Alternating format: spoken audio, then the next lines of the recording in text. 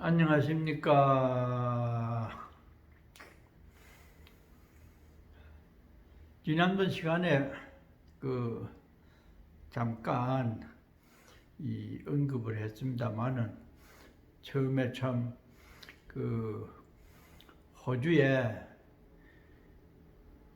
어려운 조건에서 달마가야 소사이티를 신청을 해가지고 허가를 받아서 한국 사찰을 지으려고 했다는 이문웅이라는 그분 얘기를 했지요. 무슨 일이든지 마음을 내서 앞장서는 사람이 있어야 일이 되지요. 때문에 처음 마음을 낸 분들의 뜻이 상당히 중요하고 거룩하다고 우리가 받들어야 될 부분이, 딴 사람들은 전혀 생각을 안 하는데 그런 생각을 처음에 냈기 때문에 종교도 그렇고 회사도 가정도 처음 크게 이룬 사람을 존중하고 기리고 그래 하죠. 그래서 여기 이 책에 나와 있는 이분이요. 이분이 바로 이문웅 거사입니다. 빛이 비치어가지고 어떻게 나와지는지는 모르겠습니다만은 그냥 말만 듣고 대충 보고 그 밑에 서류가 1981년도에 이 달마가야 소사이티 불교 단체 허가서입니다. 참 그러다가 불행하게도 이분이 아마 들으니까 동국대학교를 나오고 월정사 신도였대요. 그래서인지 상당히 불교에 관심이 많은 분이었던데 이 실종사를 당하는 그런 일로 인해서 한 3년 동안 그냥 공백으로 지냈답니다.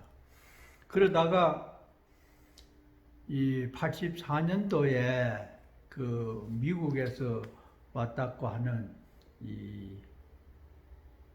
그 분이 이게 아니고 참 여기에 나오는 이 사진이 진상이라고 하는 스님하고 이태화 거사 사진이고 그 곁에 있는 장부가 84년도 176불로 시작된 그 당시의 회계 장부입니다. 참 그렇게 시작이 돼서 그로부터 10년 후에 그 정법사 소유의 건물을 갖게 되었죠. 그래서 정법사 정관을 만들면서 정법사는 달마사 이 소사이티를 이어받는다 이렇게 명시를 했어요.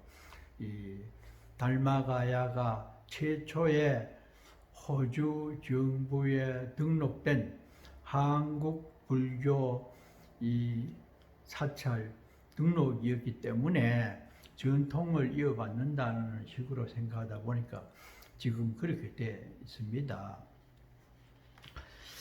그래가지고 지내다가 참 저를 사게 되고 다음에 또 빅토리아 이번지를 사게 될 궁리를 하게 되었다고 했지요. 말이 나온 김에 여기 나오는 사진은 지금 불교 텔레비전 회장을 하고 계시는 성화스님 사형 석성우 스님입니다. 달마사라고 하는 간판이 보이죠. 이때가 1987년이었습니다. 그렇게 스님들이 지나가고 신도들이 오가면서 역사를 이뤄나가는 과정에서 91년도에 내가 왔지요. 그러면 저 집을 30만 불을 달하는데 어떻게 그 자금을 마련해야 되겠는데 며칠을 내가 고민을 합니다. 나는 지금까지도 그렇지만은 무슨 일을 해야 되면은 곰곰이 생각을 해가지고 그 방안을 마련해서 생각대로 거의 다 됐습니다. 마음을 내서 정밀하게 살피고 그 방안을 깊이 생각하면은 방법이 나와요. 궁하면 통한다. 그 말이 있잖아요. 너무 허둥대 가지고 질서 없이 생각하면은 그르칠 수 있지만은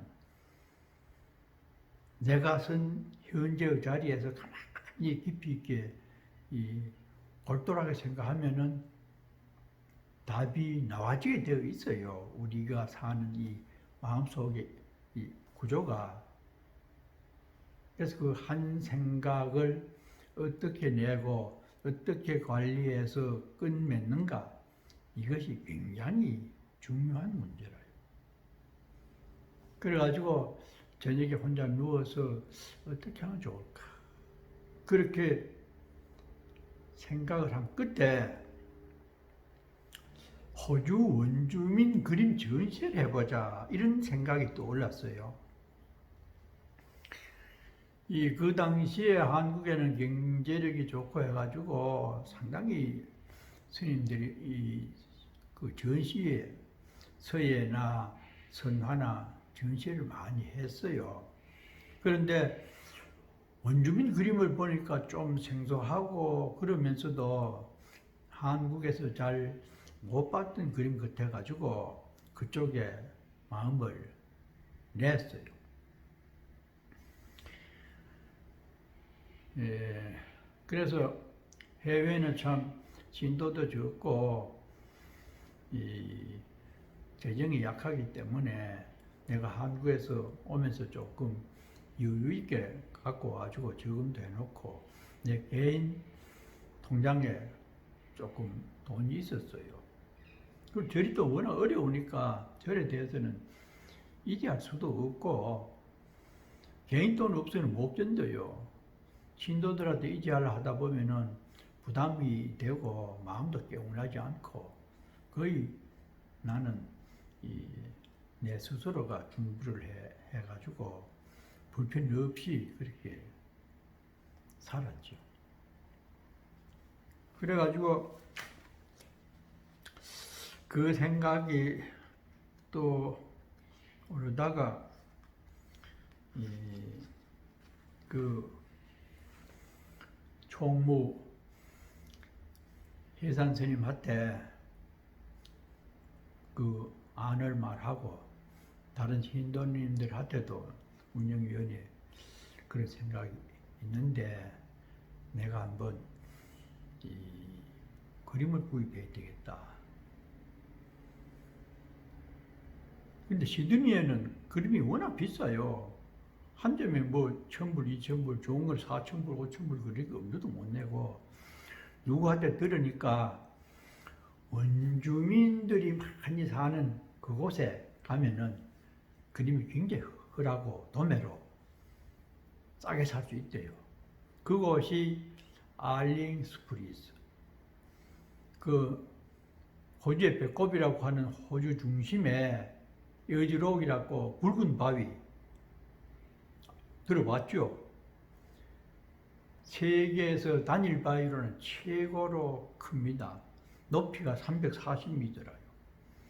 둘레가 1시간을 걸어요. 4km하고 한 바퀴 돌아보니까 거의 1시간 걸릴 정도로 그렇게 커요. 여지록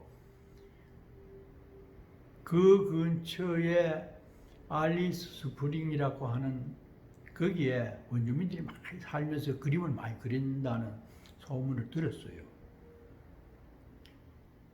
그 알리스라고 하는 어떤 원주민이 스프링, 물을 발견했다고 그래 부른다고 얘기 들었거든요.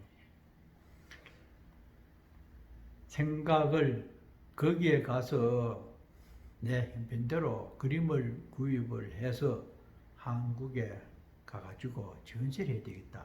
그래 하면은 집 사는데 보탬이 안 되겠나. 그런 안이 떠올라서 어느 날 여기에 나오는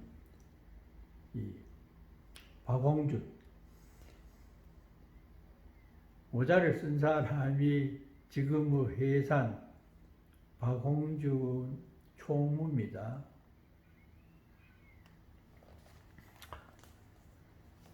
그래서 시간을 좀 내달라. 우리 한번 갔다 오자. 그랬더니 시간을 조율을 해가지고 그때는 절에 차가 없었으니까 일제 차를 성능이 좋은 거로 빌려가지고 그 차로 가면서 중간에 구경도 좀 하고 그렇게 했으면 좋겠다 해가지고 차를 하나 빌렸어요. 가는데 사흘이 걸렸어요. 가는데 사막에 들어가니까 내륙에 경비 절감하려고 그래서였는지 일직선으로 아스팔트를 깔았는데 거의 하루 종일 직선으로 이야 참 대단합니다. 그런데 해산이 기운이 좋고 길이 좋으니까 140, 160을 막 놓는데 종일토록 직선을 가니까 사람이 이상해지더라고. 뭐. 헛것도 뛰고 그랬어요. 그 중간에 가면서 어느 시골집에 그 잠을 잘 수 있도록 집을 빌려주는데 가니까 얼마나 친절하고 반가워하는지. 그 사막 같은데 그 사람들은 돈 때문이 아니고 사람 만나고 싶어가지고 하루에 60불을 받는데 그야 뭐 필요한 게 있으면 말하고 남비도 갖다 주고 뭐도 갖다 주고 막 그렇게 좋아하더라고요. 참 그런 모습을 보니까 참 사람과 사람이 너무 많이 모여서 하니까 보기 싫은 사람도 있지. 떨어져 있으면은 친구가 아니라도 그렇게 반가워하더라고. 그래가지고 그 알린 스프린스에 가서 한번 돌아보니까 그림이 많아요. 근데 값도 많이 허라고 원주민들이 밥만 먹고 그걸 그리고 그래 하는데 이 여기저기 이제 가보면서 대충 뭐 우리는 그림은 모르지만은 짐작으로 그래도 보기 좋고 가격도 적당하고 이제 그런 곳을 찾아다니면서 며칠 살펴봤는데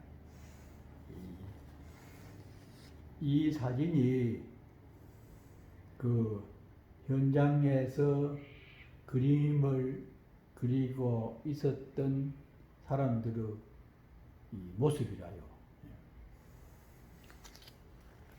그래서 몇 군데를 다녀보니까 아주 도매로 허락이 한 데 있어가지고 이 집에서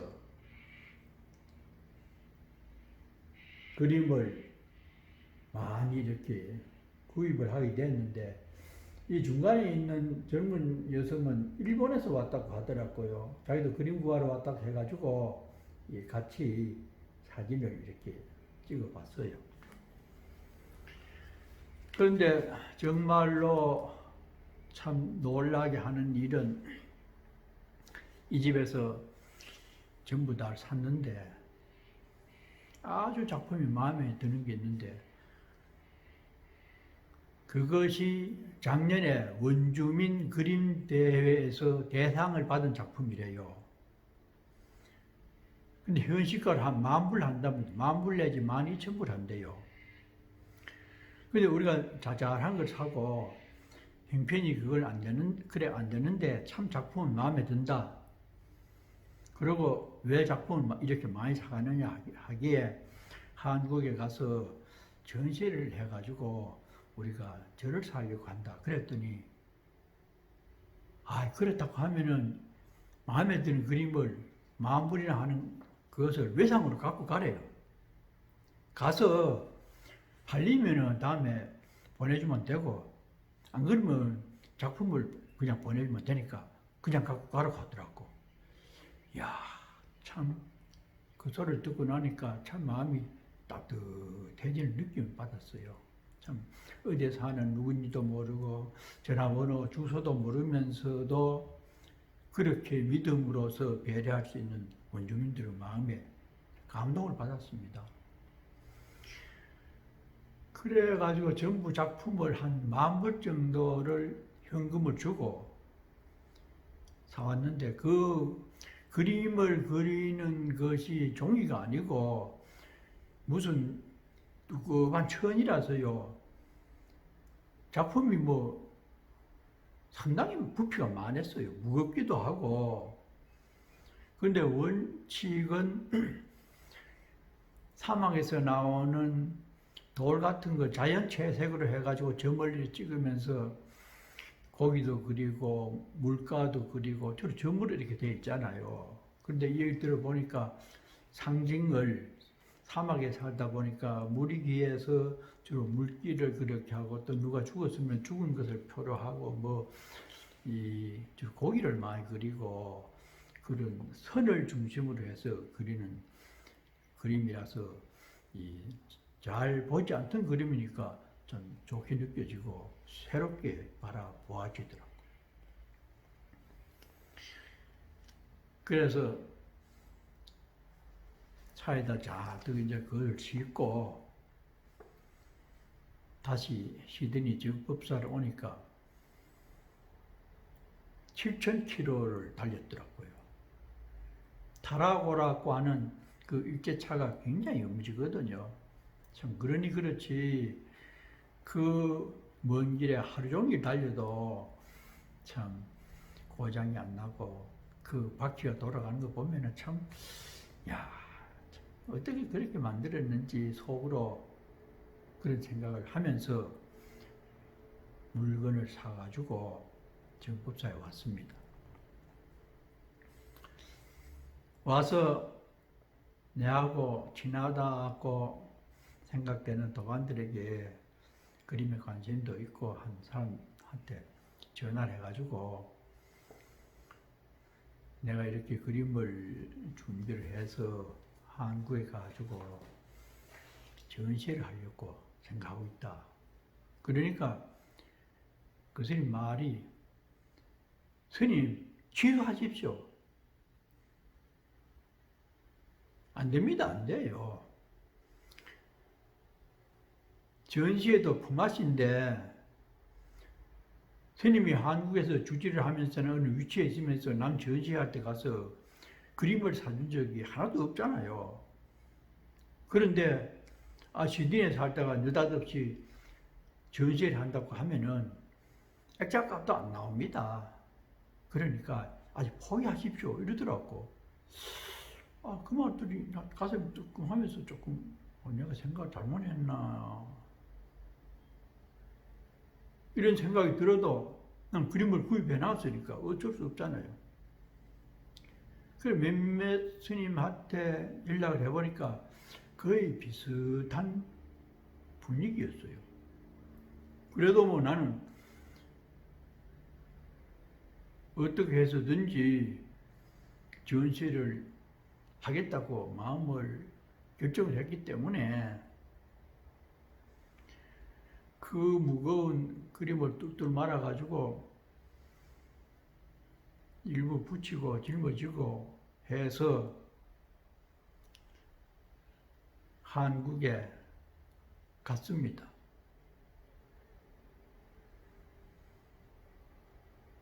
다음 얘기는 어떻게 나올지